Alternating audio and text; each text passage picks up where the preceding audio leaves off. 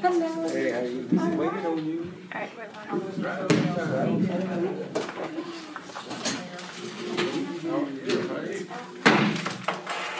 Good evening, ladies and gentlemen, and welcome to the Natchitoches Parish School Board Committee meeting. It is 5 p.m. on March the 2nd. We want to ask that you would silence all of your electronic devices as far as anything that would disrupt the decorum of our meeting. Also, if you are interested in commenting on any of the agenda items, there is a request form on the back, and fill it out and pass it up this way. At this particular time, we're going to ask Ms. Rebels to give us our roll call. Mr. Danzy? Here. Mr. McQuarrie? Here. Mr. Bennerfield? Here. Mr. Garner? Here. Mr. Harris? Present. Mrs. Pedro? Here. Mrs. Willis? Mrs. Broadway? Here. Mrs. McGaskey? Ms. Palmer? Here. And Ms. Phelps. All right, just before we give it to our superintendent, I want to recognize that on the 5th is Maintenance Workers Appreciation Day. And so we definitely want to tell those people who work in our maintenance department how we appreciate them and keep up the good work. Mr. Dr. No, I would like to reiterate that because they definitely helped us during the aftermath of the snowstorm. Snowstorms don't get their own names like the hurricanes, but after the snowstorm, they helped us out and get ready and got us back to school in a quick amount of time. But so starting off the superintendent report, as I've done pretty much every month this year, I want to start with COVID. We're starting to turn a corner. February 17th, the week of, we had less than 4 cases of students and teachers reported into the red cap system. Obviously, for the week of February 24th, because of the snow days, we had 0 reported cases for both those in the red cap system. That's important because those are numbers we haven't seen for a long time. And we also believe, that one of the benefits, perhaps, of the snow days was kind of a self-inflicted quarantine, or self-imposed quarantine, rather. Also, good news today, the governor has put us in phase 3, and I want to reiterate that our governor has not bowed to any pressure, I believe, on the COVID stuff, and he has stayed strong. So I don't think this is a political move. I think this is truly, he sees that the numbers are dictating that we are rounding a corner.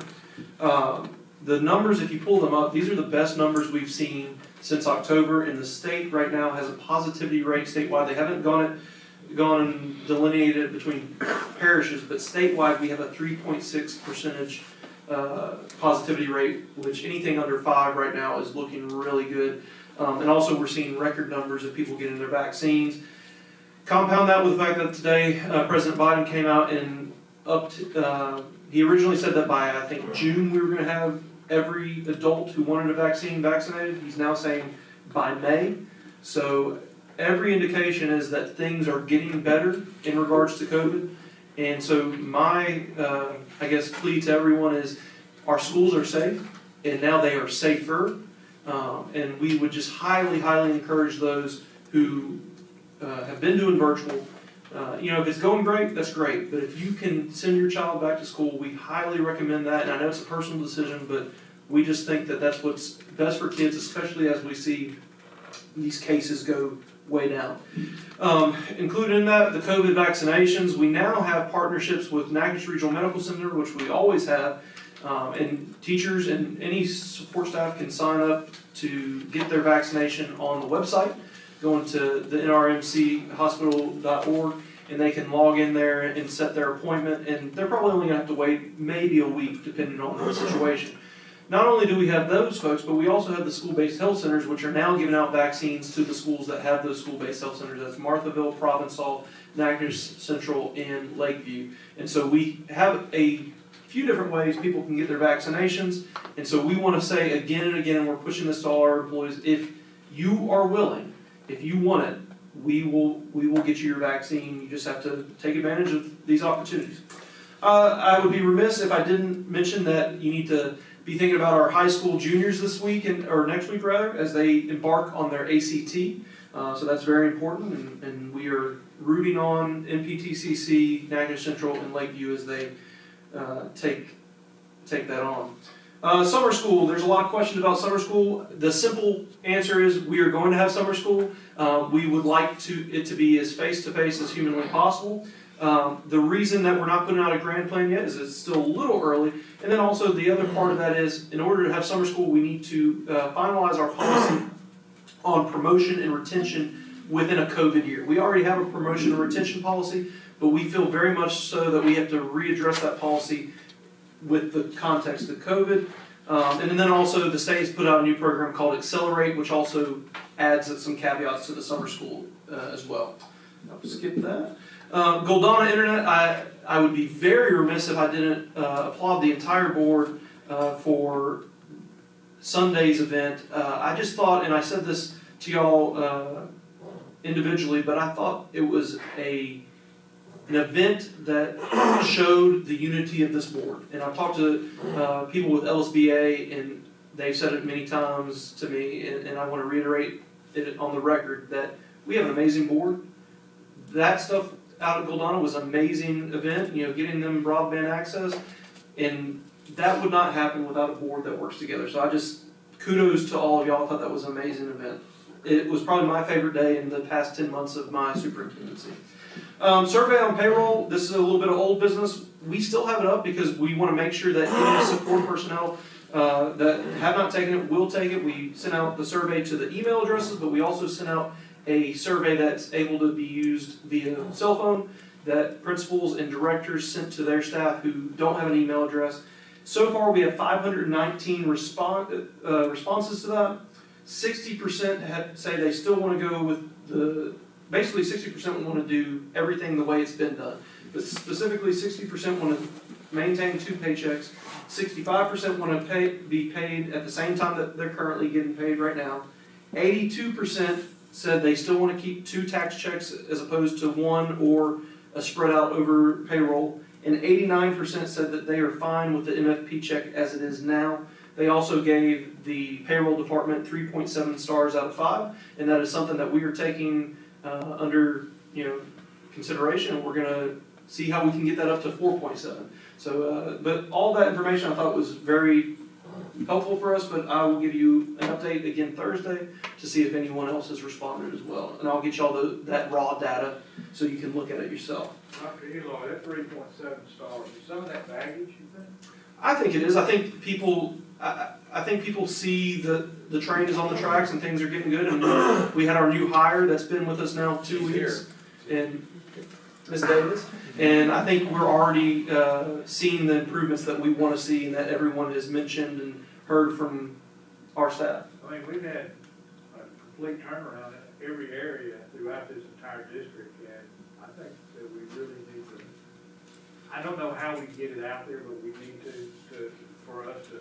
So that's actually on my agenda. We have, Ms. Paris is in the room. She's maintaining the headphones like she's on the submarine. But we have a social media campaign that will kick off, I believe, in April.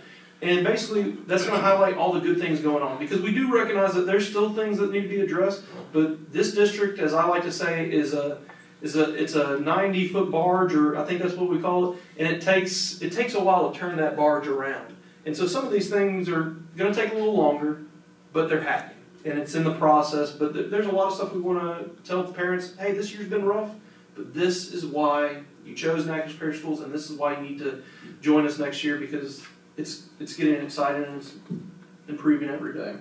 I want to shout out real quick to the Natchitoches Central boys basketball team and the Lakeview boys basketball team. They are taking on opponents tonight in the second round of the playoffs.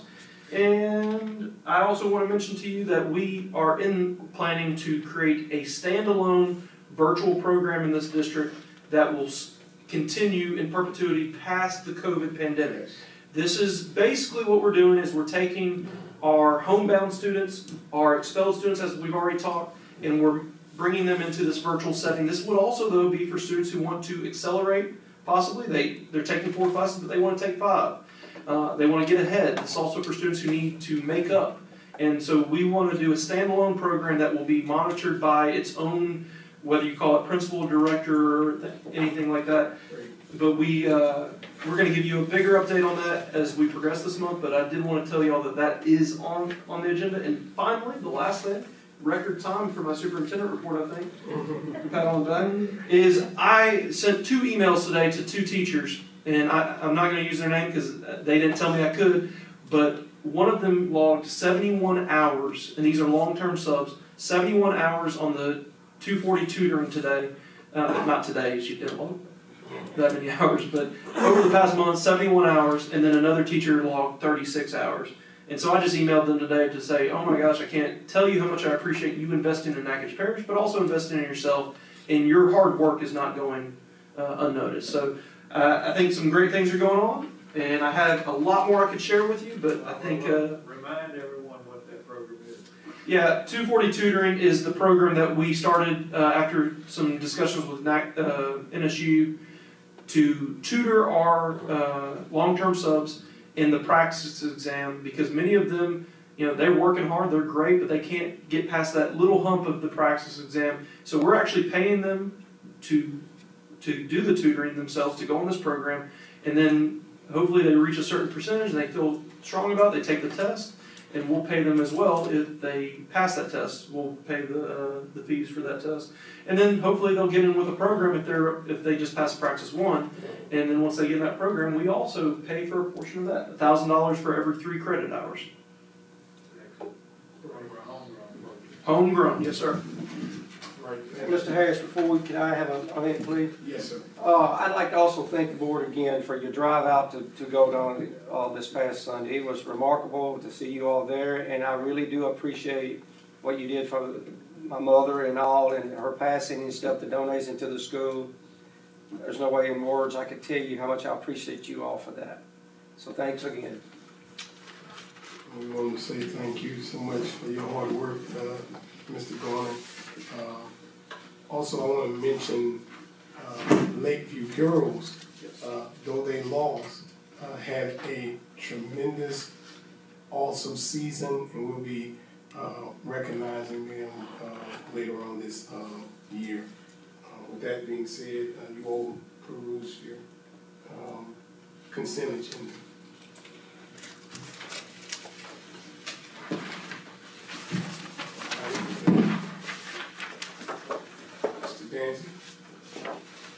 Item number 1, take appropriate action on bids. I don't think we have any bids. Item number 2, receive transportation report, Mr. Matthews.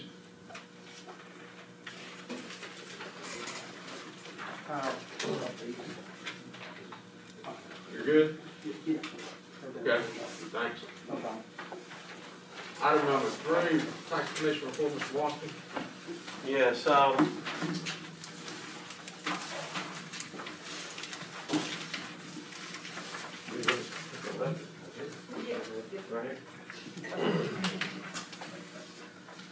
okay, once again, the pages I focus on the most here are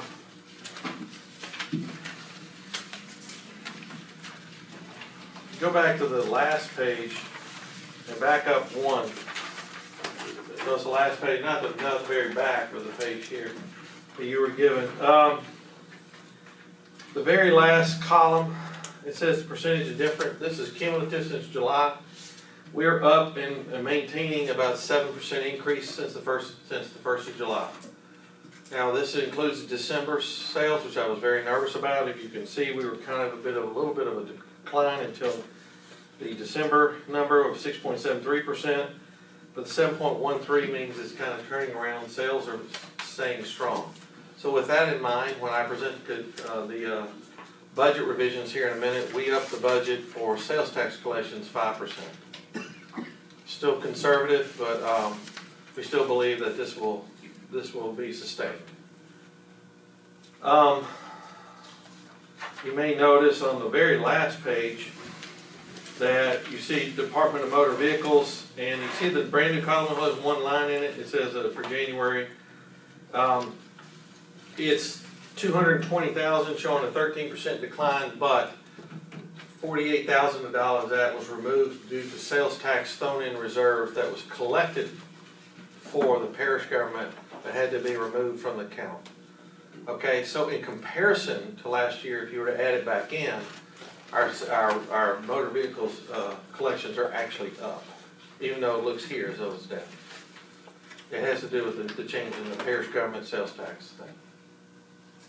So is that from when Mr., she had to, well, not Mr., but when they got their tax money, but it had to be taken back out of it? You know how they didn't renew their sales tax? The parish government didn't renew the sales tax? Mm-hmm. What happened is that the Department of Motor Vehicles still collected it, but it has to be withdrawn, and then it may need to be refunded to the people who bought cars last month. So this is just an accounting thing, but it was $48,000, but so you can see if you added $48,000 to that, it'd be $268,000. And our actual sales tax collections of vehicles actually went up if you're comparing apples to apples. I'm doing that for you so you know that apples to apples were actually up in sales tax collections. But overall, the very last page, the page before that, is the most important one because it says at the top, the title is Fiscal Year Sales Tax Distributions, and what that means is the money they actually mailed to us. They sent us in a check, they wired it into us. And we're 7.13% higher than last year. That's good. Yes, it is. I was concerned there. It started real high and so it was in decline, and then all of a sudden it's turned around and it's flattened out. Now, so with that, I'm going to do budget revisions, which will be presented to you here in a moment, which will be a 5% increase. Okay, you go ahead with the budget if you want to update. Let somebody get questions. Okay. I'd like to delay the budget revisions until they're still printing them. Oh, okay. The snow has delayed us a week and a half of effort. We were in a pretty good momentum, and then we were delayed a week and a half. When we came back, we had to meet payroll. So we've been working on it hard for the last 3 or 4 days. They are actually have them ready to print, and they're supposed to be in here in a moment. We will be passing them out shortly. I will tell you all this about the budget real quick. We lost $1.4 million from budget on MFP dollars. We recovered through ad valorem tax collections, as well as this 5% increase in sales tax, enough to where it was only $275,000 in total difference. But still, losing $1.4 million is really, it's troubling. And, to lose. That came from the loss of children that did not come back due to the fact that they were stayed home, or they are going to, I guess, come back to school next year. But this is a problem statewide. I guess I can let Dr. Eloy talk about it. So we did the average. We have the data from every parish. The average parish lost over $1 million. Some lost, the highest was about 14 million. Now that was a situation where they had dual things, COVID and hurricane.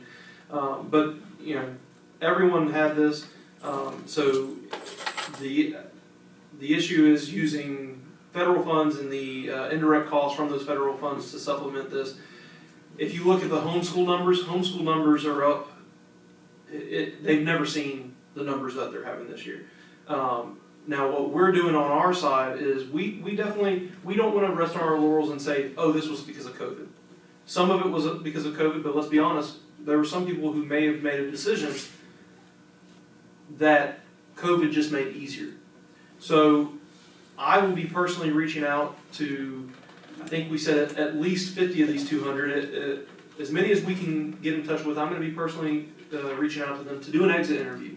Not to say, hey, your decision is your decision, and we respect that, and we wish you all the luck in the world educationally, but we just want to know, what can we do better to retain your services as the educational entity for your children? And I think that alone, I hope it will mean a lot to people, because we truly want to know, we want to look in the mirror, and we want to know, hey, we left because you have not great customer service at some of your schools, and I was treated this way. If that's the case, then we'll look ourselves in the mirror. Hey, we left because we thought you didn't have as robust a virtual school. Okay, we can hear that, we can improve. And then in some cases, people will say, hey, we left because COVID just scared us. And we understand that. But then we can also explain to them all the things we're doing and all the positive things in terms of COVID that are around the corner. But we feel very much that every one of those 204 is someone that in some way we failed to illustrate to them our value.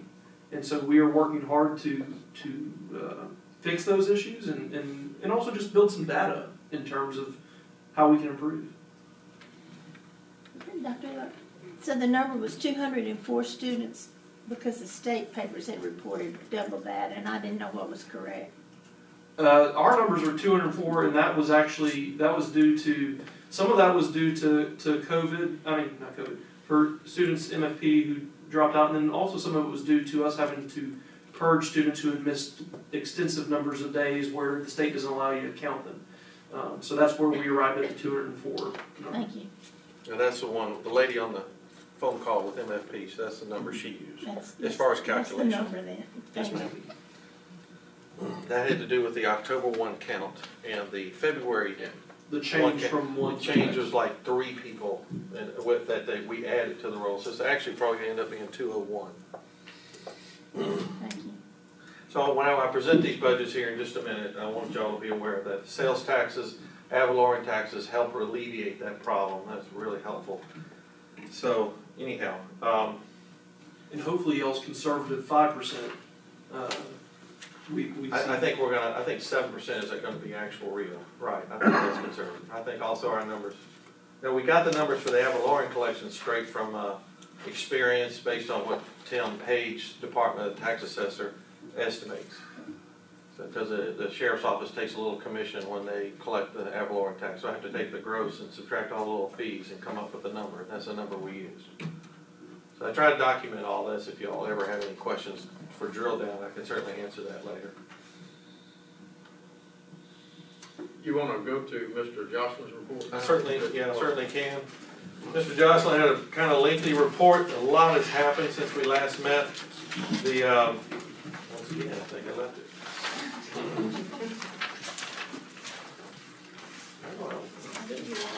Yeah.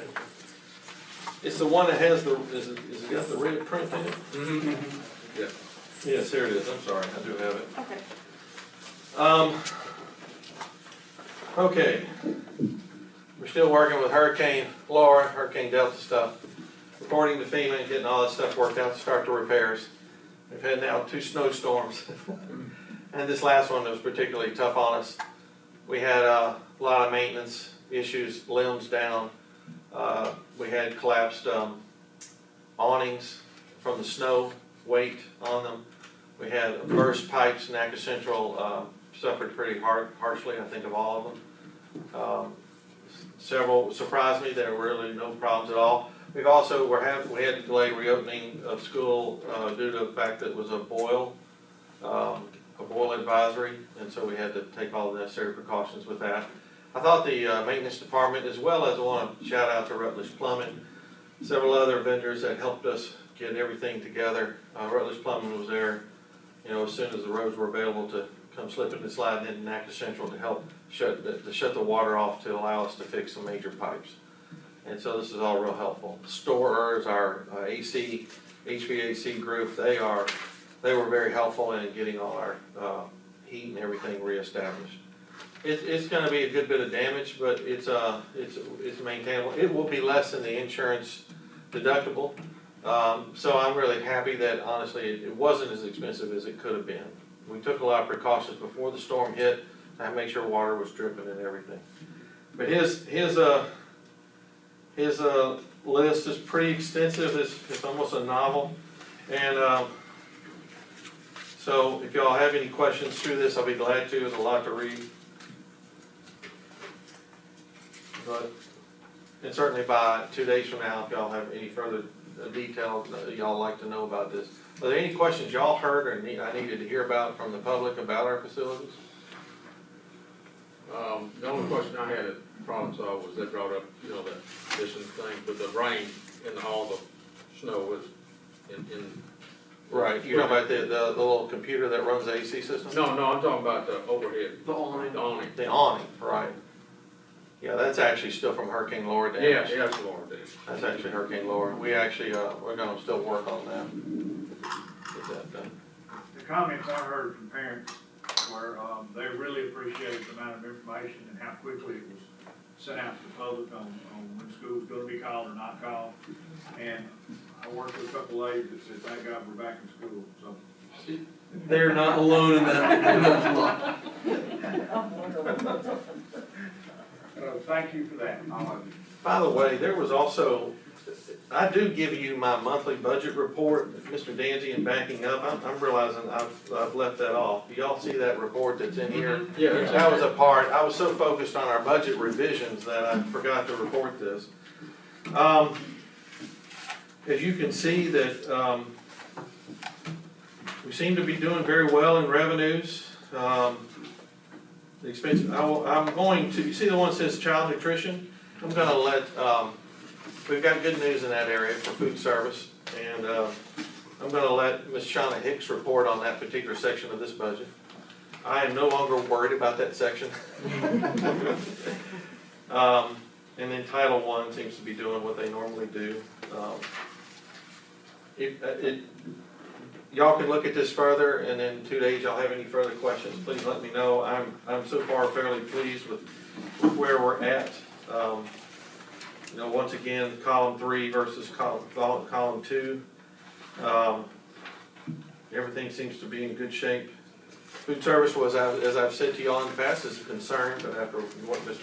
Hicks is about to report, you'll see that that's now different. Okay. Are there any further questions about this, which I skipped over a moment ago?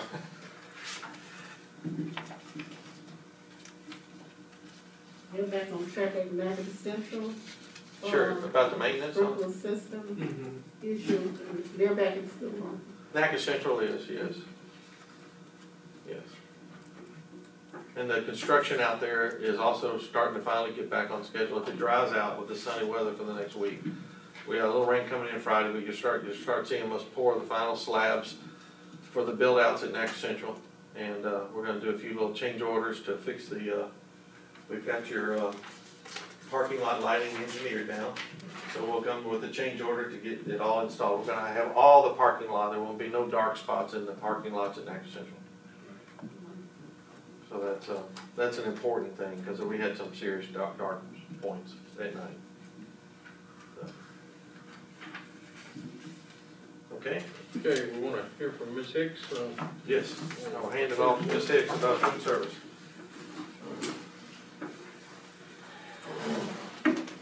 I think the best news in September is that we didn't have any quarantined kitchens and my scrubs got to stay in the closet. I did not have to go in the kitchen in February, so that was great news.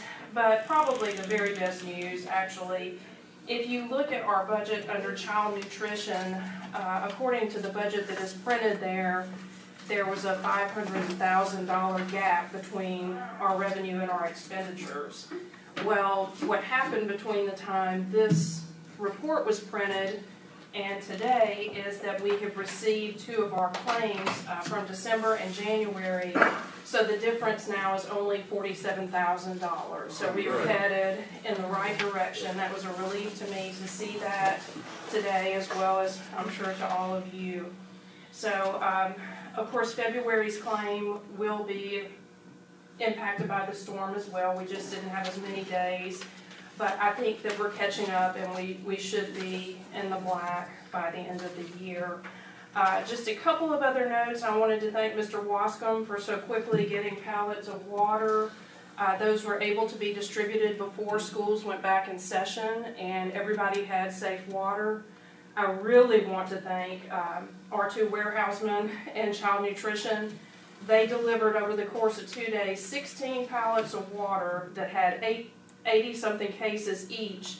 And it was easy to put it on the truck, but guess what? You couldn't pull it off the truck on the pallet. So they had to physically break it down and move it off case by case. So they had a huge job. That's Mr. Ronald Rashell and Mr. Lonnie Johnson, and they did an amazing job.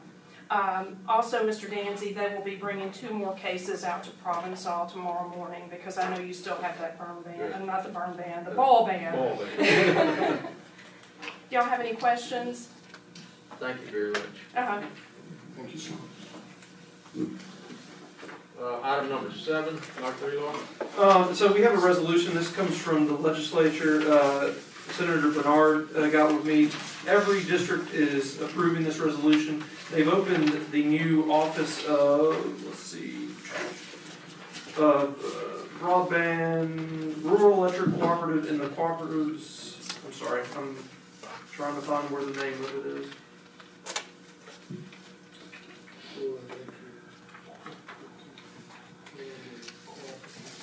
And I'm still, yeah, rural broadband resolution. Basically, the state government is trying to push the fact that we have a massive digital divide, and that digital divide is not going to be overcome by just wishing it away. And so this is a resolution to say that all these different governmental entities, including the school boards, are for this and promote it. If y'all would like me to, I can read it now in its completion, or we can wait till Thursday when we have to vote on it. We can wait. Okay. All right.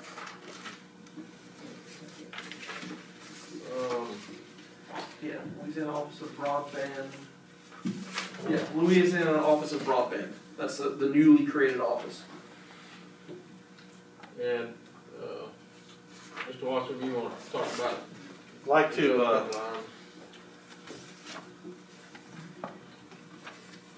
I'd like to delay the budget revision moment as long as I can till I just went in there, they'll be back, they'll be done shortly, but, the 13 acres in Lena, Louisiana. After much research and actually looking at a Google Maps, it is barely inside the Natchitoches Parish line, which is different information when I put this on the agenda. So it is also part of the 1/16th property, and to be able to sell it as a, I would like to table this item. Okay. And it's not likely we're gonna be able to sell it anytime soon. But we do own 13 acres, in Lena, well, north of Lena. There's a lot of good timber on it, which I didn't know. So, anyhow. In item 10, you wanna? Yeah, so item 10, Mr. Ricky Sanders is here with the district. Now, I present only this for discussion. We have a great facility in Clutcheville.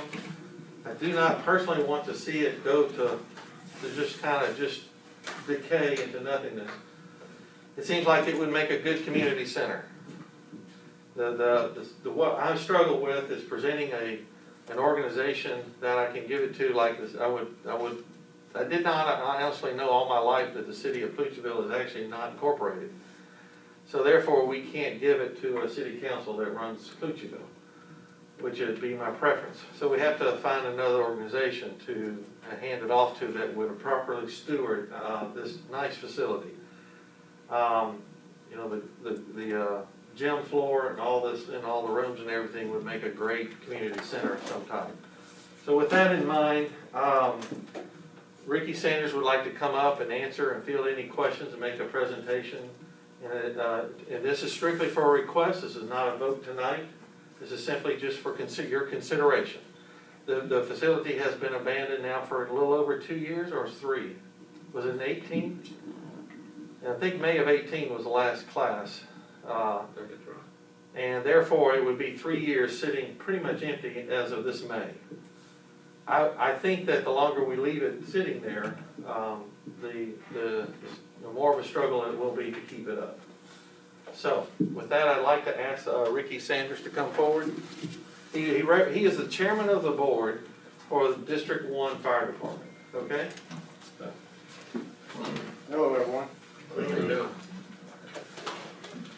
We've been looking at the school for the last 3 years. I've talked to Emil on numerous occasions, and we was waiting to see what was going to be done with it, whether it was going to reopen, or we are in search of not only a place for a community center, we need a place to store our fire trucks. We're looking to make a station, but we need a place to do that.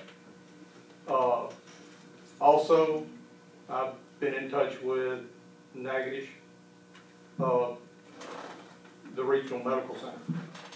about, they're very interested in coming on board if we can get it, and putting an ambulance and maybe a clinic, which would put them more on the south end of the parish.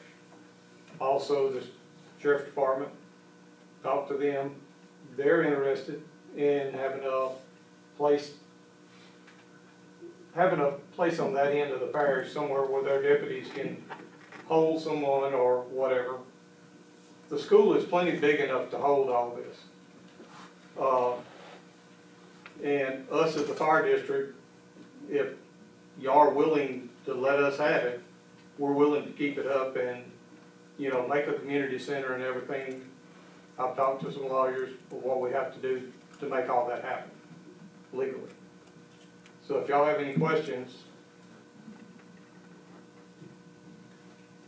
So it'd be like a multi-use type facility? Yes, Or ma'am. could you be? Yes, ma'am. My wife is trying to get Clutchville incorporated. It's tons of red tape, but she is working on it. If that ever happens, then we would turn around and donate it to the town of Clutchville. Just keep us in there just to have a place to put our trucks and stuff. That's in the grand scheme of things. Ricky, can you speak to your finances? Such Do you have enough finances to maintain the building? Yes, sir. We get about $328,000 in taxes a year. And right now, we're running on a budget of 150. So feel that we can, you know, keep it up. And the trucks that we had bought here a couple of years ago, in 2 years, they'll be paid for, which would be even more money to put toward. You know, we want it to be back for the community. We're not taking it over for the fire department. We would like to, you know, like I talked to Mr. Wascom, we would like to have a little section for, you know, our fire trucks. But the rest of it, we want it to go back toward the community, where they'll have use of it. With these other entities like the Natchitoches Regional Hospital, as well as the Sheriff Department, would they be paying to? The way that we had looked at it was insurance. We would have to see how the insurance is set up, whether their insurance, you know, was gonna overlap ours or whatever. And they'll only be charged what insurance, electricity, water, you know. Other than that, we're not gonna make any money on it. Right. It seemed like a good idea to have a Natchitoches Regional ambulance and things to be down there, as well as the sheriff. It would be a great idea because most of that community is elderly. And it's hard for them a lot of times to get up to town. So if they could have something there closer, I've even talked to different drugstores and stuff about, I know some of them deliver, about maybe making a drop-off point. You know, bring it in, drop it off where they can pick it up there instead of having to come all the way to town. Because a lot of them don't have a way to come. Would y'all be able to maintain, because I think, I didn't realize it was that many acres, Mr. Wascom said it's 13, almost 14 acres, y'all would be able to maintain Yes. all the acres, or? We have a fellow that comes in and cuts our stations. I took him up there not too long ago, and he said he's got crews, tractors, the whole 9 yards to keep it up.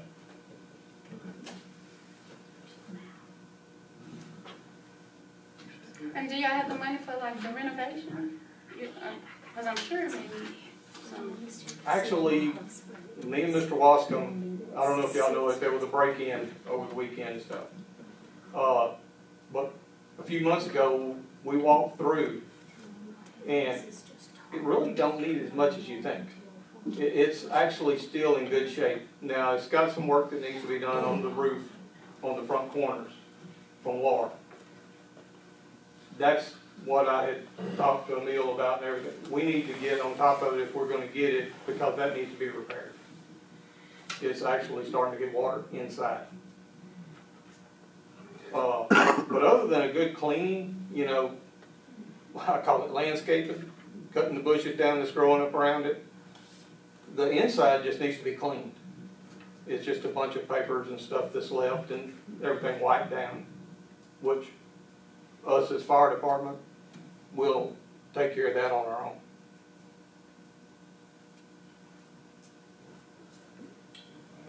And then it's big enough for them to, they could do a lot of training. And, I know, probably some of the other fire departments, district would be training with them and stuff like that, because like with a two-story building, it would be, you know, with their training and all that, it would be good for them to, you know, with that. And I think, Ricky been talking, and that's what I told him, as long as we can, everything is legal-wise, I don't have a problem of letting them have it. It was just, making sure that it would stay with the fire district, that nobody else could come in and take it from the fire district or whatever, and that's what, I think there was, like you say, he's been talking with the lawyer, I don't know if they've got all the, you know, legal stuff, what it need to be for us to give it over to them or whatever. I know him and Mr. Watson have been working at that. I mean, it sounds like a great idea, it'd be beneficial to the community. Yeah. No indication of mold? Not yet. That's, what, Sunday? That was Sunday, was it? Sunday, yeah. And, I didn't see none yet. But it have to be inspected before you even, It's only a couple of small places, and them walls, what they're made out of is cinder block, so it's not, they're painted. So just a wipe down would probably take care of anything that's on. So are you anticipating doing a formal proposal that we can put before our attorneys? How did we talk about handling that? The what, to the attorneys? Yeah, didn't you say you wanted to? Utilized and who's involved? I wanted to present this as a proposal for y'all to see how this board wanted to go forward. I have Joe Stamey representing us, willing to find the necessary paperwork that's to draw up the legal work that needs to be done. And then they're going to have to go through their procedures as the fire district to, you know, to also accept it. Because these are two governmental agencies that are gonna have to follow certain procedures. So you all are a 501c3 entity? No, 501. You're probably 501c4 or something like that. It's not 501c3, is for other types of nonprofits. Or C4? This one has C4, I think you're C4. C4, I believe so. But he's a quasi-governmental agency as well. Okay. And just get all the legal stuff, our attorney in days or whatever, and bring it back to us where we can vote on it, let them have it if, we can do it that way, or figure out a way that we can do it, even if, you know, when we let them have it. I mean, like I said before, I work at the pleasure of the board. If y'all would like me to proceed with this forward so we can take it to the next level, I'll be glad to do so. Is that something that y'all want me to do? Yes, I don't know if that's something. Do we have to vote on it? We'll have a discussion. Okay, let's just talk about it later then. Yeah, we'll have a discussion. At least to let y'all think about it for a few days. Yeah. We appreciate you, Senator. We appreciate you coming up. Thank y'all for y'all's time. Okay, thank you. Thank you. Thank you for coming. And we'll go back to item number 8. Yes, Revised budget.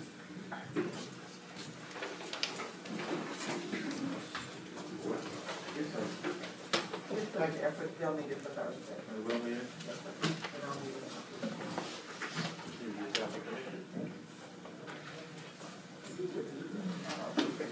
Just hot off the press.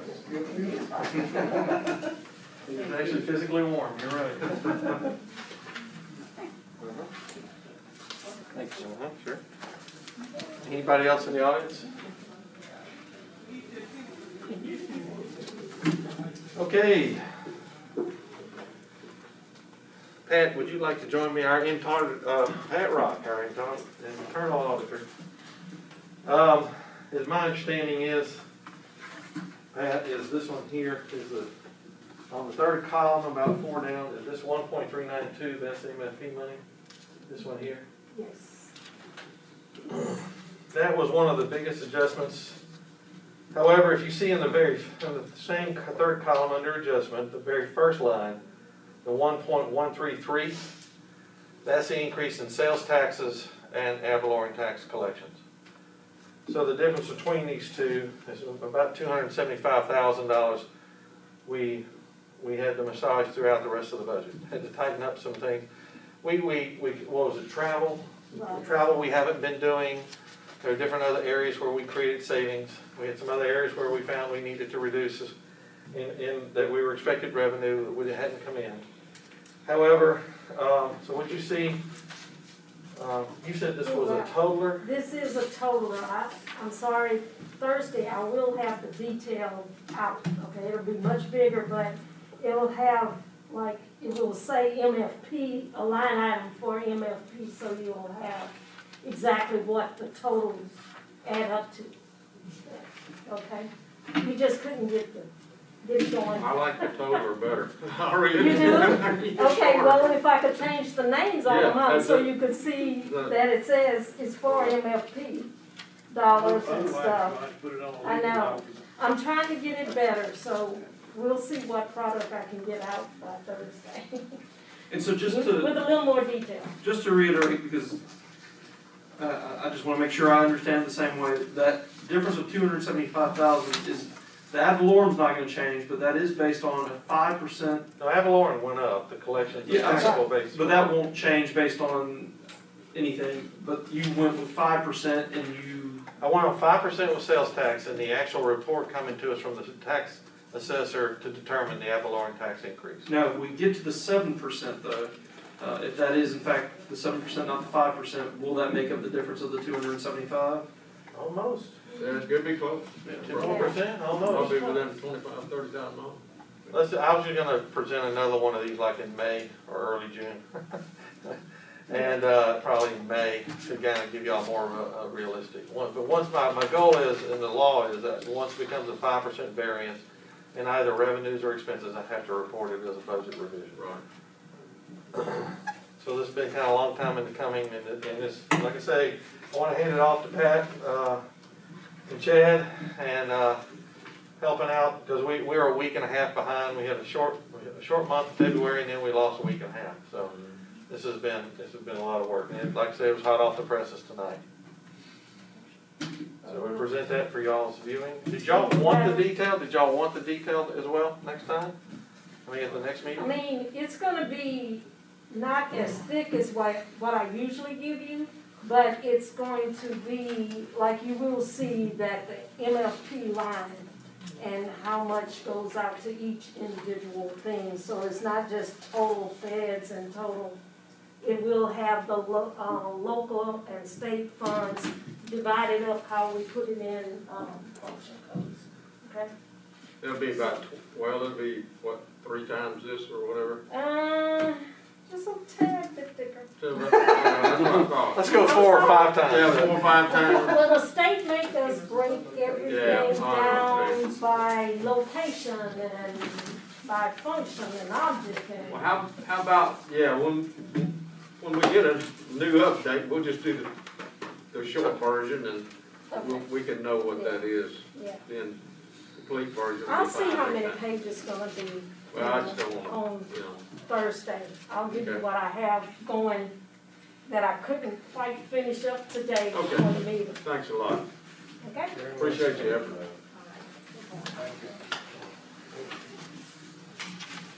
I completes fine. Present.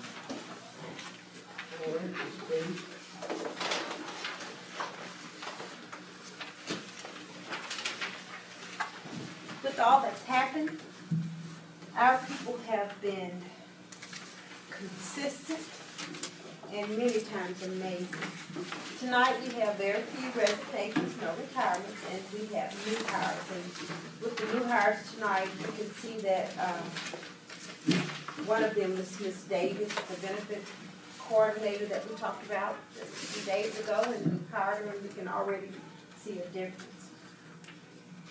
So if you just look at that, there's anything you want to talk about before we move down? I have a Yes, sir. question for you. Dr. Elon actually made reference to more or less the exit interview with some of the students. Can she take on some of that responsibility, or do you want to handle it yourself?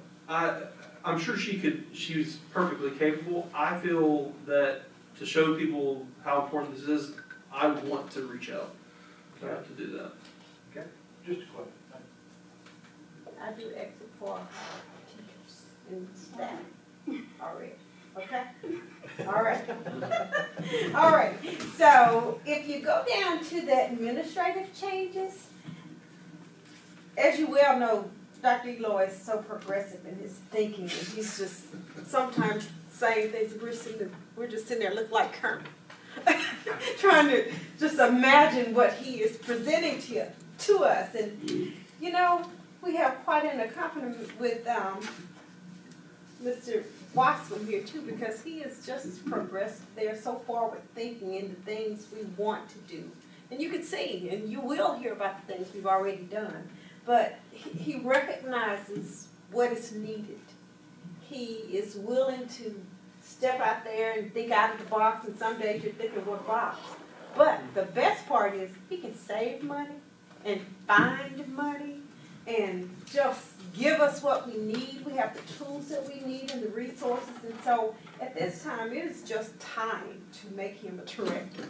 We hired them as supervisors, and now it is just time to make him a director of business affairs. Any questions about what's on this paper? So there will be a different job description on there. Like it?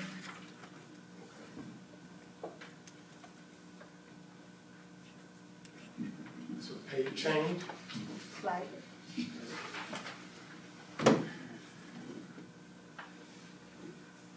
Really not much. He really deserved it. I'm not worried about how much, I just want to make sure that we know the description is going to change. But this is not a new thing now, it's just time for this to happen. We always do this. Hey, you found $1 million for us the first 5 I'm days telling on you, the he's job. turning it over and over. And then I lost it with MSP, so. You didn't lose anything, the students took that for us. Now, a little bit later on, I am going to ask for something that's a little different, but I'll wait and talk to you about it later. Any comments on this? Any problems with this request today? I have no problem with it. I feel like I should hand him the game football or something, or whatever. Okay, Dr. Eloy is going to talk to you about another exciting thing that we're getting ready to do. I don't know about y'all, I love when this page does her presentation, you never know which way it's gonna go.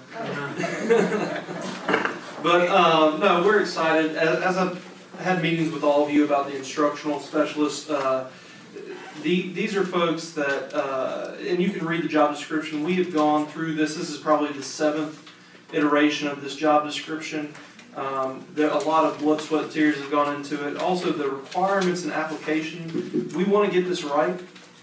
And so we very much feel like, you know, this is the document that we want to live with.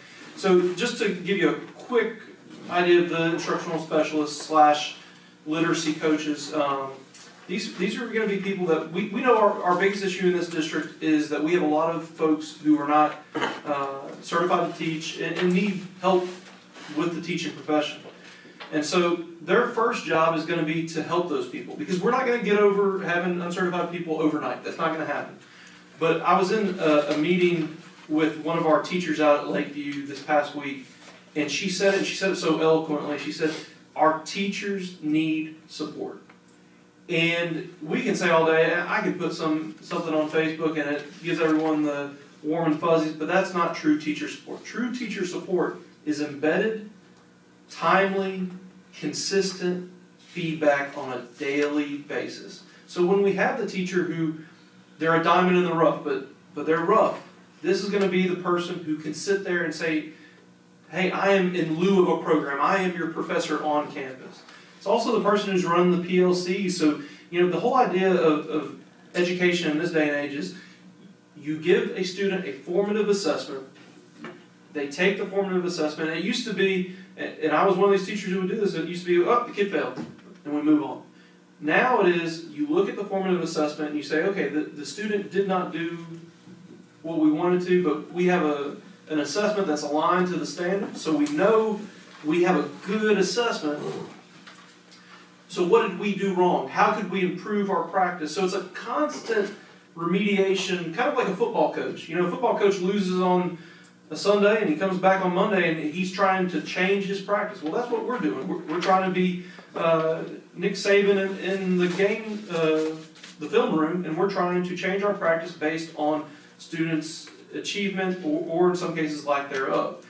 And so we have some major issues with teachers and their ability to understand the standards and then align those standards with assessments. And then we also have a problem with teachers just needing that support. And so that's what these folks are for. And I could regale you probably for the next 4 hours. I'm looking at Ms. Pinckney because we have lived and breathed this for the past probably 6 months talking about this.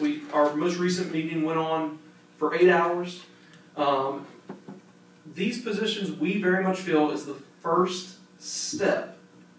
And I think the term I used when we talked at that 8-hour meeting was, I saw a glimpse of our future in that 8 hours.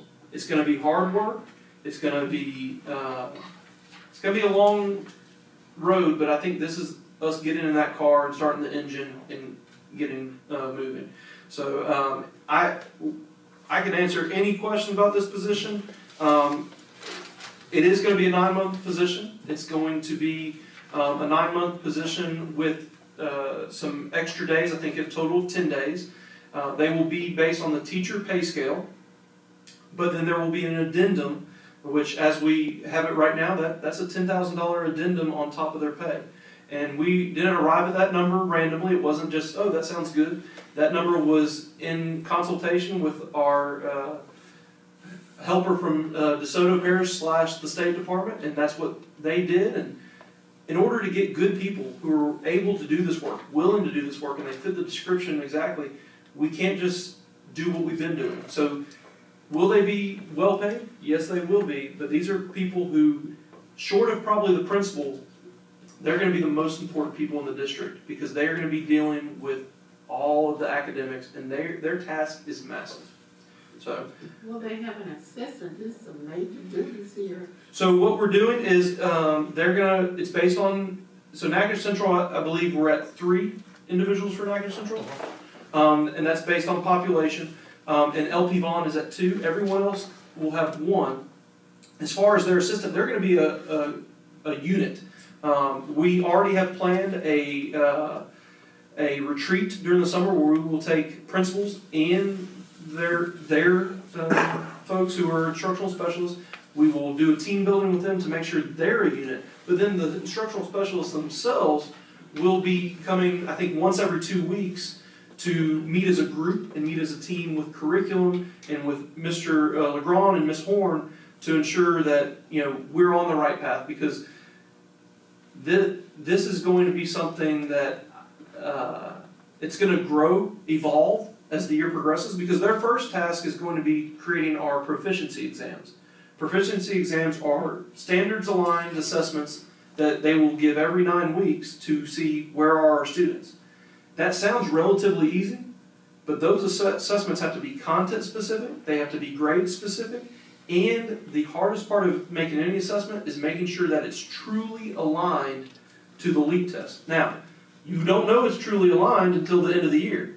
Because as I imagine, some of you have children, grandchildren, neighbors who they may get all A's all year long, and then they get a basic on the LEAP, or they get an approaching basic.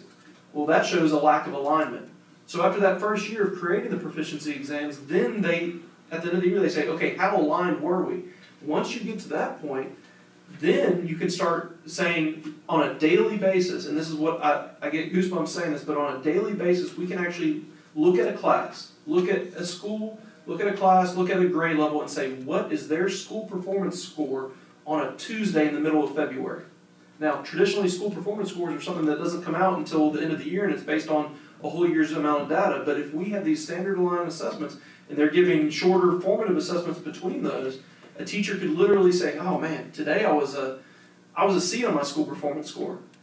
But if you only have a few C's, and let's be honest, maybe one day you have an F, but the rest of those days are A's and B's, then all of a sudden you know that at the end of the year, there's no surprises. So we are looking, we say here that master's preferred. We want people, obviously with a valid teaching license, but we also want people who have a passion. It's got to be someone with a servant's heart, because we are going to work this group, because they have to earn, there's going to be people who say, oh, that's that high-paid instructional person. We don't want it to be, we want people to be like, oh my gosh, Dr. Eloy didn't give them enough money. And so we're not just looking for people who can talk the talk, we're looking for people who are willing to carry the water and wash the feet of their faculty, because that's what they're going to be doing. They're going to be working for the staff. Sorry, y'all can tell I get passionate about it. What is what are the major differences between the master teachers that we had in the instructional specialty? So they're in the same vein. Master teachers are part of the TAP program. And there's a lot with TAP that is very good. But then there's a lot with TAP that they'll tell you, districts that implement TAP, if they do it exactly how TAP asks, if they do it by the book, they can see some success, but they're also running off teachers because it can become so bloated, paperwork and things of that nature. And there's some things with the master teachers that I love, and there's some things that I don't like. And so we're taking some of that philosophy, but we're kind of trying to say, okay, let's take the lessons learned in the DeSoto's and other districts, and then let's put our stamp on it, and how can we make this work? But as far as what they will do, it's very similar. Now, success and failure, why does this work, why does it not work? The bottom line is there are some districts that show amazing recoveries in the TAP system or with master teachers and instructional specialists, and there's others that don't. And I would tell you the main reason with that is one word, and that's fidelity, and in many cases lack thereof. I think, when you get into a big district and you're talking about having 100 of these people, 100 master teachers, and then you have mentor teachers, it becomes almost too large to handle. And can you find 100 highly qualified people who hit all the check boxes on everything you want? That's difficult in any state, especially I think in Louisiana with our shortage. But if I can say I need 15, 16 people, and I can make that into a team that we finely tune, and we go through this process and we really get the people we want, and then we create the program we want, which I think we're there. I think we're growing every day. I think that's going to be the difference. It's semantics, but it's really about the fidelity of implementation that's going to be the difference. This person is going to be able to both mentor as well as to inspire. Mm-hmm. And that's what leaders do, because if you're not a leader, I'm not going to follow you, bottom line. So whoever is getting this position, those people that's walking behind them, if you're not careful, they'll get in front of you if they don't respect you. So this person, when we talk about the principal, I think the best person going to be on the campus is this person. Mm-hmm. But I want to be very honest, Ms. Thank-You, because I think you bring up a very valid concern. We're not reinventing the wheel here, and there are districts that have done this, and let's be honest, they've failed. The difference is going to be, okay, first step, we get these folks, we get the right people, but the second step and the most important step is monitoring and keeping the program the way we want it to be and how we want it to be. Because this could very easily, if not monitored in the proper way and not supported in the proper way, it could easily not show any success. But that's what we've gone out and we've gotten a consultant for free, by the way. But to me, well, number one, they're the best consultant because they're the best, but they're also the best because they're free. And we are taking to heart, we're not being defensive, we're saying, okay, and she's already told us, she's come in and said, well, why'd y'all do this? And we don't have an ego with it, we just say, you're right, we're going to learn from that, and we're going to move forward. And I very much feel that we're getting rid of a lot of the mess by following their lead, because they have been successful. And I'll be the first one to say, when all this works, is, oh yeah, we copied a lot of what DeSoto did. I have no problem saying that. If kids improve in this district, I'll sign over all the credit. But I think, We just need to copy that down on the paper. So Yes, how many, And there is successful network. I have a question. May I ask a question? In reference, you said that the instructional specialist would be working with the curriculum team. Mhm. Is that correct?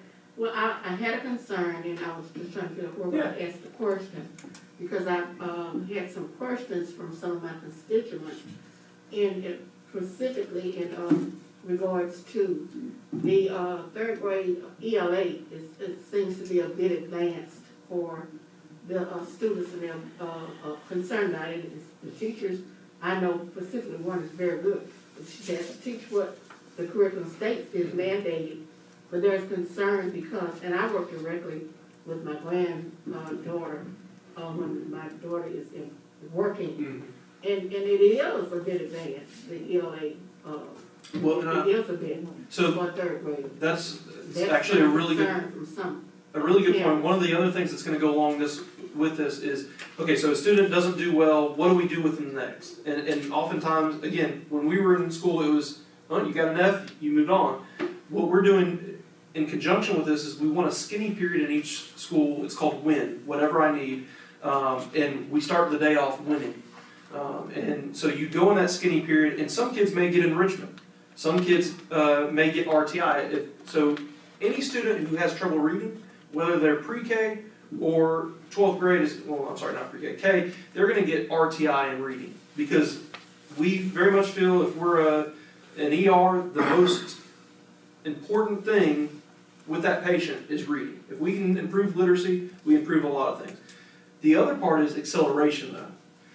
One of the things the state's put out is it's called an accelerate, and they very much feel, and the research pans out on this, that if you can accelerate a student, give them a little bit of an inkling as to what they're going to learn tomorrow, today, they're going to do much better tomorrow.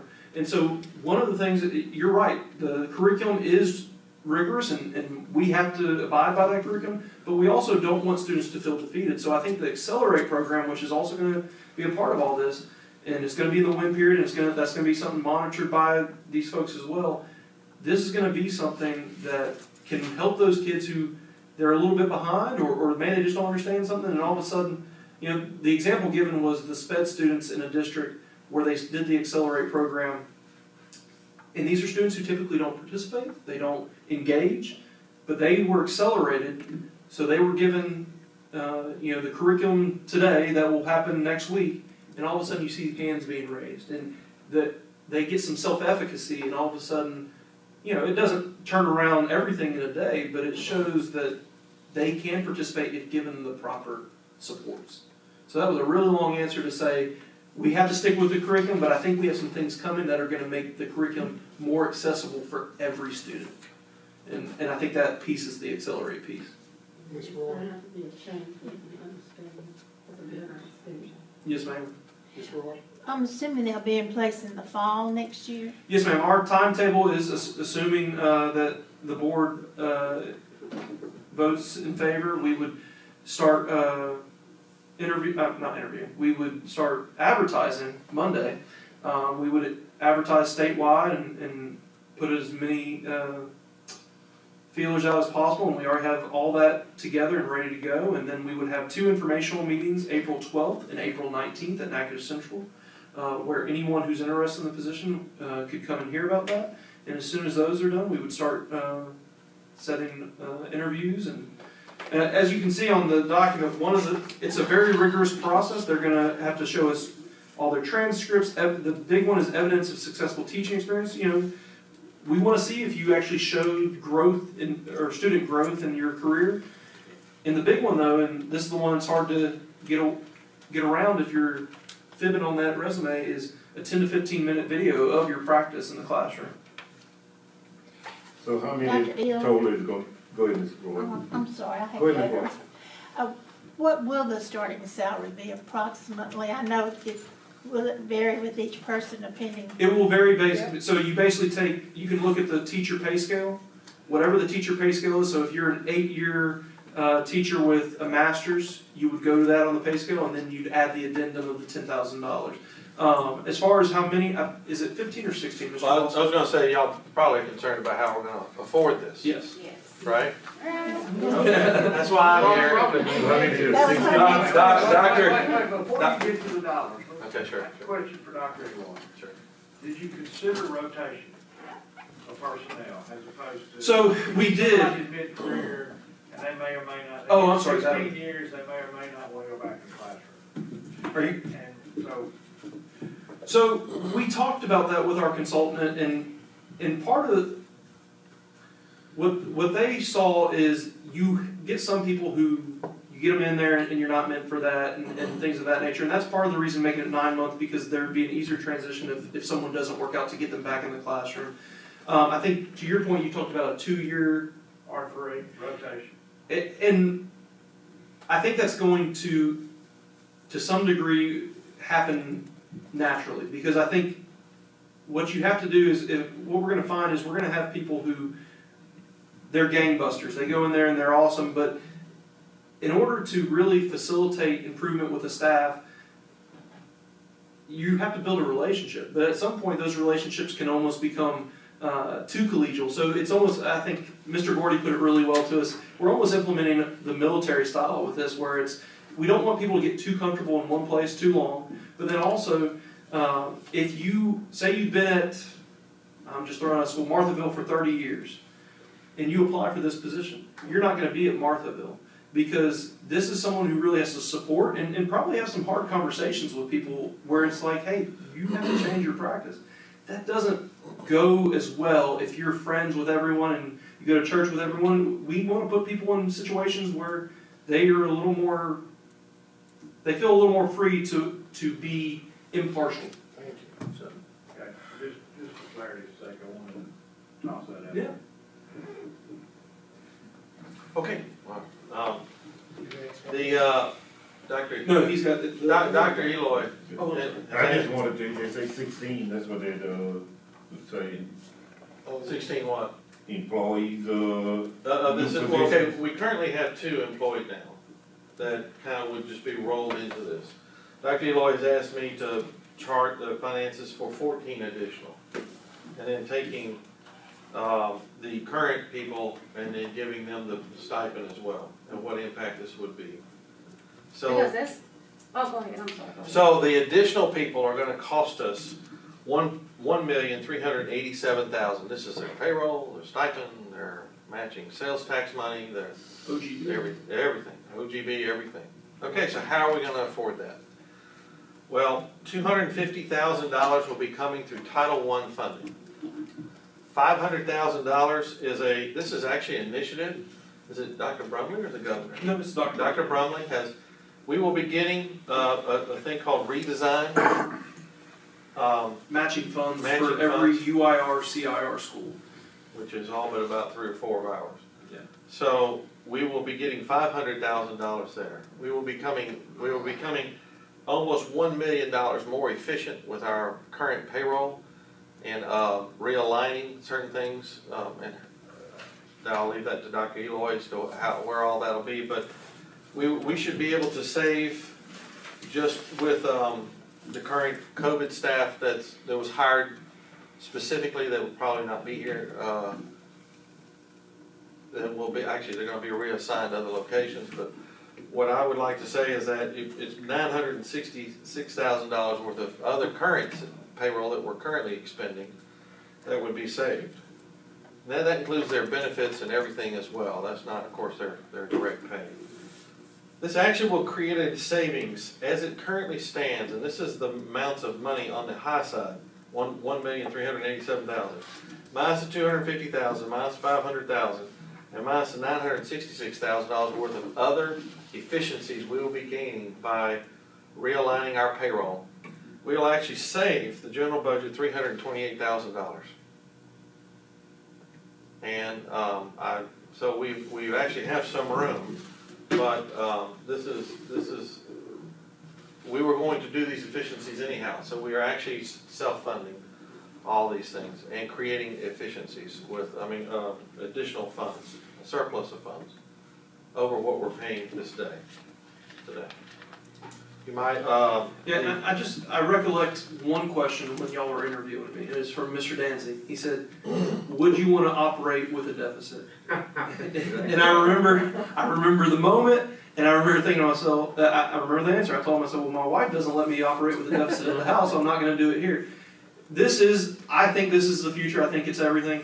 We would not be doing this if I point blank asked Mr. Wasserman when we were in the midst of this, I said, just tell me honest. Can we do it, or does it make you twitch? Because that's kind of his thing. Well, it made me twitch. It initially made him twitch until he realized the $500,000 that's coming from the state as well. And that tees things up, and I will say this as well.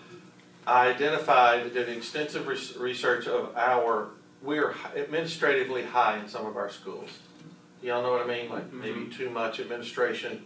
And we're becoming efficiency as we create better leaders in our district and we become more efficient in those areas. You can actually save substantial. We're not going to go out there and roll heads or anything. It's nothing like that. It's just creating through attrition a natural efficiency in our current operations. That's what I'm talking about. You're gonna, for next year, they're gonna be maybe demotions in administration? Oh, in administrations? No, I Oh, just I say thought realignment. No, he said about. No, just realignment through natural attrition. We have a natural attrition every year. We'll just be a realignment. And we've had attrition throughout the year that there's positions that. Yeah, even throughout the year, we lose and gain people. I just want to make sure that, I don't want the word to go out that everybody should be in fear of their job. That's not what I'm saying. I'm saying that we're looking at these realignments through just natural attritions and efficiencies and realign how we're working with NPTCC and different other things that we're doing. That is what, and just being less administratively high in certain. It's interesting that we have certain schools that have a lot of administration for the number of students, and I've identified that for Dr. Eloy, and he can easily. And I think what we're talking about here is abiding by our policy. We have staffing formulas, and again, not making head rolls, but as we're able to address the staffing formula correctly through attrition, then I think that's what we're trying to do. And what's happened in the past is, in previous administrations, as you add one position, two positions, and you think it's not, you're just doing a nickel here, a dime here, but they add up over time to the tune of millions of dollars. And so we're just making a commitment to follow our staffing policy fully and make sure at the same time that we're also still giving the same support to our schools that they need. But the realignment initiative that comes from the state, the $500,000. It's called redesign. That's what I was about to say. Okay, the design currently is they have dedicated themselves for 2 years. Each year, they have also said that if they see us working, and they see that, because this is Mr. Bumley who put this particular type of system in place and got it to work in DeSoto.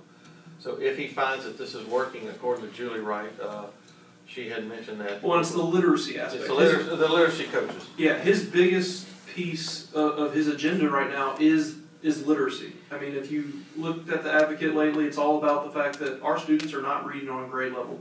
And so a component of these folks, I say probably the component, they're doing a lot of stuff, but they're looking at literacy across the content areas, and they're making sure standards are aligned so that we are making sure, that our students can read no matter what age level they are, and that's part of that RTI Accelerate and enrichment piece as well. I think the reason Ms. Gidrow asked that question is because we don't want to look at that $500,000 for 2 years. Forever. And then we have to fund it through general fund. I'm very concerned about that myself. Right. So The comment was from Julie is that they were looking to see how this is working. If they see that it's very successful, they were just going to maintain it. A lot of this funds from the redesign come from the ESSER 1 and 2, right? No, redesign is just the yearly, we do the super app where we, Oh, the super app. it's competitive funding for different programs. I do believe, we know education, 10 years from now, what will we have that'll be the important piece, and things do tend to change. I think 2 things. I think number 1, Dr. Brumley's committed himself to literacy, and I think as long as he's in that office, which I think is gonna be for a long time, he's gonna have that commitment. The other thing is, not that we don't ever want them to pull 500,000, but typically what they do in these situations is 500,000 for 2 years, and if they were to pull back, it wouldn't be all at once. It would be a graduated thing, and as me and Mr. Wasson has spoken, if we give him 2 years to find greater efficiencies, then we do feel, even if they pulled the rug out from under us, we would still be able to maintain, because we don't want to have an initiative either that goes 2 years, whether it's great or whatever, and then, stop midway, because 2 years from now, we're still going to be, this is still going to be evolving, this is still going to be growing. It's not going to be like, oh, all of our problems are fixed, and we would hate to do something that goes that long and then stops. We know we have the need, we know we have the people right now in place to make this work. If we have to find the funding later, let's find the funding, let's make this work. I think this is great. I stand before you committed that I'm gonna make sure we're successful as best I can financially. So I will, I've been here on the job about 6 months, and we've come up with efficiencies that almost save us $966,000. I'm really happy about that.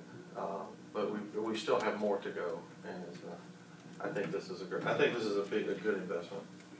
I have a question. Do we have an updated pay scale online? That is one of the things that he has asked me to do, and if it'll quit snowing and quit blowing wind and quit giving us unexpected days off, I'll be glad to get that done. Yeah, we want, right now. It is a priority. Yeah, it is a major priority, and we want anyone to be able to get on the website, and no matter what their little nuances of who they are and what credentials they have, they don't even have to call Ms. Page or anyone. They can just go and say, oh, yeah, that's what I make. And right now, I don't think there's enough information on the website about it.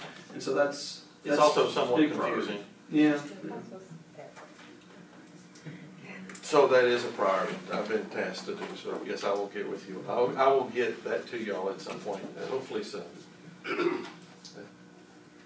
long as we get all the pipes fixed. So how can, if a person has a question about the pay scale, can they just call to the school board? You can actually go online and catch, if it's a teacher, that's all on there. If it's more developed, I don't actually know why the entire pay scale isn't on there, but it's not currently that I saw. It's just the teacher's pay scale. So I think it's just the one page. So call Mr. Chad. You can call Ms. Page, or I can email a copy. Yeah, we have it. Ms. Page, do you mind emailing me a copy? I do not mind. Thank you. All right. Okay. You hit the next one, Mr. Walsh. Yes, I know. Okay. This once again is one of those things I'd like to bring up for consideration. I have seen a need for a grant writer and a grant administrator. The FEMA right now, I'm dealing with enormous amounts of paperwork. They just add 5% to your whatever money you end up with. It'll be about $1.4 million we'll be getting. No, total requests, they have now upped it to where they're going to give us 90% of everything we request and that they approve.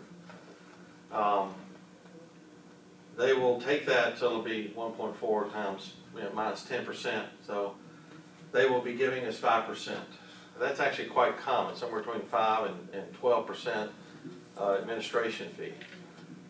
I believe we have back here at Title I building, if you've ever been back there, a lot of people back there, but they're only at $4 million in annual funding through the federal grants, and they are funded by those grants. They don't cost general funds anything. But my point is I believe that if we got a grant writer, we could find way more than $4 million just if I had a couple people. And the reason I need an administrator is because once we actually get it written and signed and the money's handed to us, we have to administrate all the detailed paperwork that it takes to use this funds in the fashion in which they ask us to do it. So what I'd like for your consideration is, I'm proposing two things. A grant writer and a grant administrator in one that I believe would be self-funding. They would generate so much in their own fees administrating this that's built into these grants that you're given that we could do this. Also, I'd like to consider a property manager. Now, the property manager part could be a third party. But I think that we need to consider releasing a lot of our timber, identifying where all our property is exactly, like the 13 acres and what I thought was in Rapides Parish, but it ended up being in Natchitoches Parish, in Lena, Louisiana, which is actually the northern part of Lena. And it has timber on it. If you go on Google Earth, I don't know that we even timber it ever. It doesn't look like it. It looks like it has a bunch of old growth timber. But I would like to kind of put my head around all this property we have all over this parish. And we obviously manage a large part of it through our timber. We do have a timber person. His name is Joe Cooper. He manages our timber and replants our property and harvests it when needed. And that's all in good shape. I meet with him tomorrow to get a full landscape. There's actually a lot of other property that we own that we could lease out or in some way rent out to a farmer if they farmed it, or there are other things that we could potentially do with it. I'm simply asking for y'all's input on your thoughts on getting to proposals for y'all I'm really thinking a third party. What I saw with the NSU Foundation was they hire for all the property that were given to them in a donation to the Mary Gillespie Fund, which was extensive. They have a property manager, and it's a third party. They're not paying their wages or anything. But natural gas is development starting in the northern part of the parish. Our property up there, we're going to want to have a complete understanding of what's going on in our parish with our property. And I really would like to make, like with deer hunting leases, we could have whatever we could lease it out. Right now, I just feel like right now, I didn't even know the property, 13 acres in Lena, Louisiana. Well, I don't know, it's still, the post office box is Lena, Louisiana, and but it's actually Natchitoches Parish.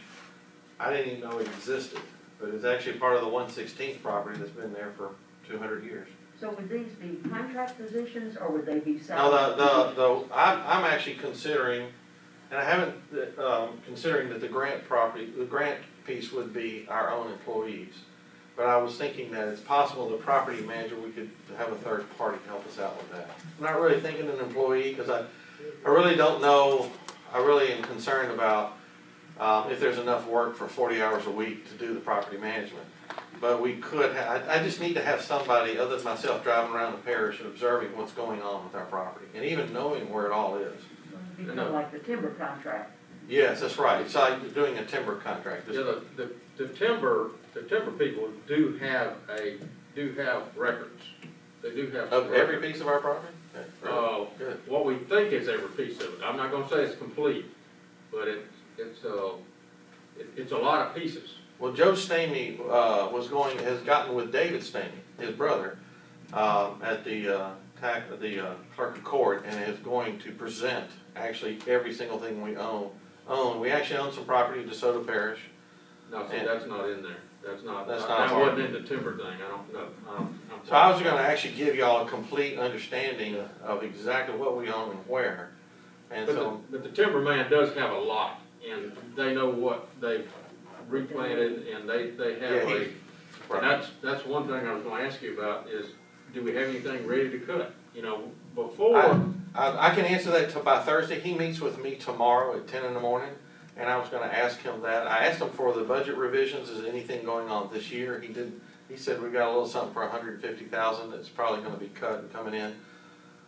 But he said that the rest was not. He said nothing for the rest of this year. As of June 3rd. But back years ago, and I'm going back, 8 or 10 years ago or so, maybe even 15. But the Forest Service was going to do it at one time. Well, that kind of just got pushed back, and we had some timber that had been cut in 25, 30 years. So right. It wasn't. I mean, it wasn't their. It wasn't their priority to manage the timber, but they were free. Right. So we missed the boat on that stuff. So that's when we started bringing somebody in to look at least to rotate it, and, you know, and grow the timber. Well, One of the things that I had talked to Mr. Lee earlier today too is, you know, we lease that section up in my area for hunting and stuff. Well, those people no longer lease it, right. but you know. See, I'd like to, when that comes to conclusion, I'd like to have somebody immediately know to release it. Release it, Because all this people are money, asking it's for it. all newfound money. That's right. It would just help my budget so much if, Well, I know that one came in at $12,000 a year for 4 years, and we actually got money off of that one section. right. And but I don't know how the other board members feel about looking at all of the land that we have that could be leased for hunting, but it's just sitting there. Well, the What first fund does thing, the monies from timber and lease properties, what fund does it go into? general fund. It's just General general fund? fund, yes I ma'am. thought See, but so, I wasn't you can lease for hunting the same exact land that you're timber. You know what I mean? So that land not only is growing timber, but you can also lease it for hunting. Okay. And Ms. So it's- Nancy, like right now, most people are using this land, even not even living in this parish, they're using this land to hunt on, and they don't even live here. And some are harvesting the timber off our land and we're not even, Yeah, heard about the so- story down We south. need a person to manage it, No, to make sure that it's just not being, the use is not being They abused.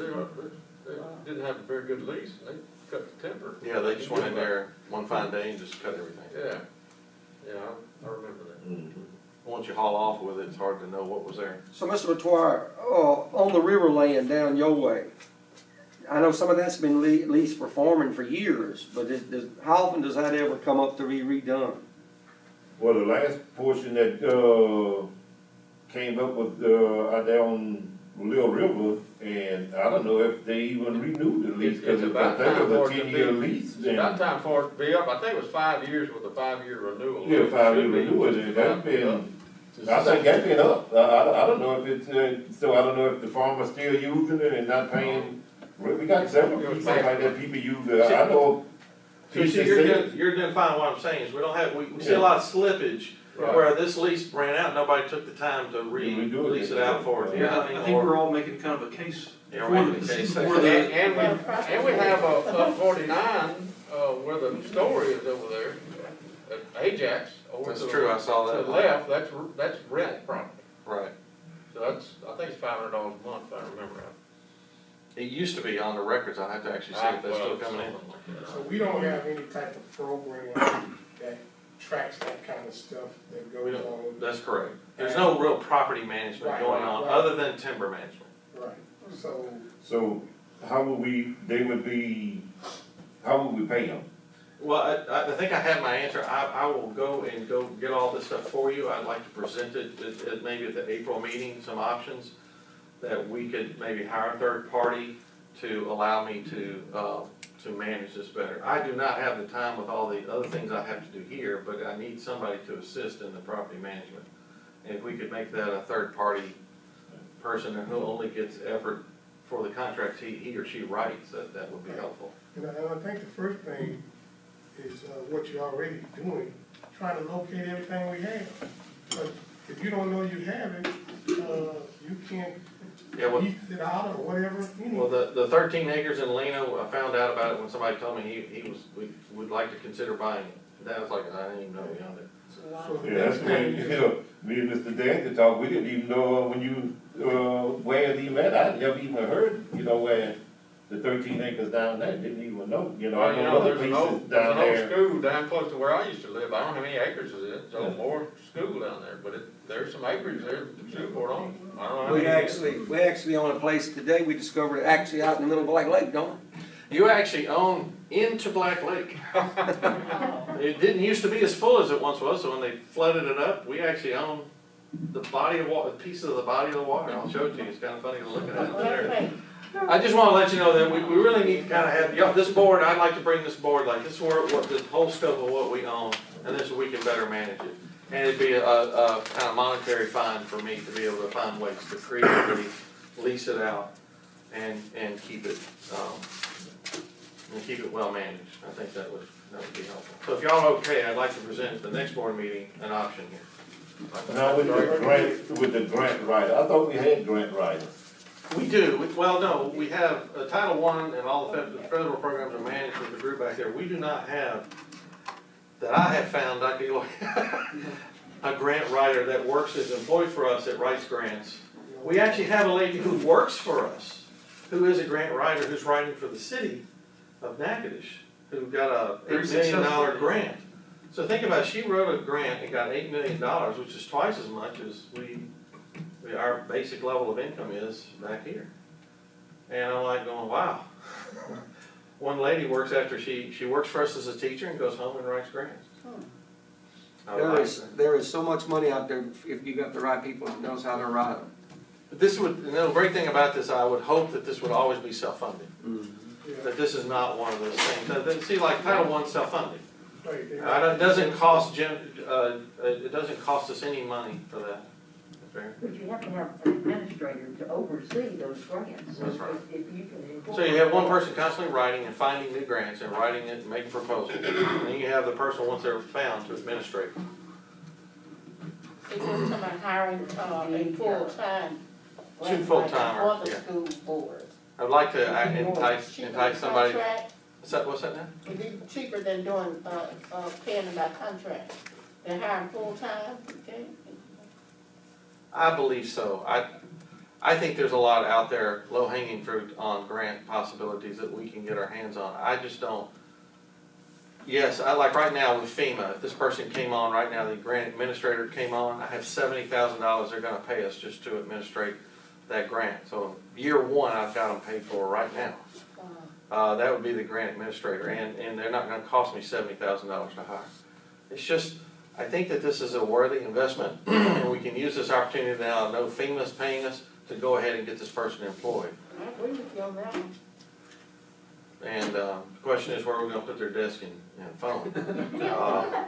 But I will be working with this person extensively on trying to get us some more general funds funding there.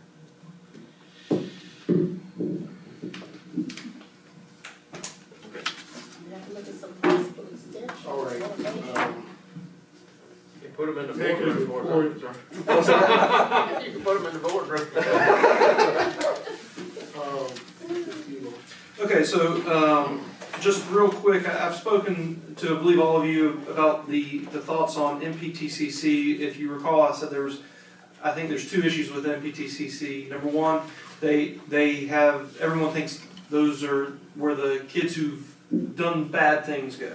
And so we're removing that with the virtual program, and I think, we voted on that last month, and that's the first thing, that the kids who need to be remediated behavior-wise are not going to be there. And then the second thing is they have in their name technical school, but there's nothing technical about them. So what we want to do is we want to move NPTCC where it needs to be, which is right next to CLTCC. It just so happens that Natchitoches Central is building a building, Building Q, that has 6 classrooms, an office, bathrooms for everyone, and a tornado shelter. That's right. And that building is right next to CLTCC, so students would be able to do their first 2 years, freshman and sophomore year, they'd be able to do it on the campus, and then they'd be able to do their junior and senior year at CLTCC in a dual enrollment setting.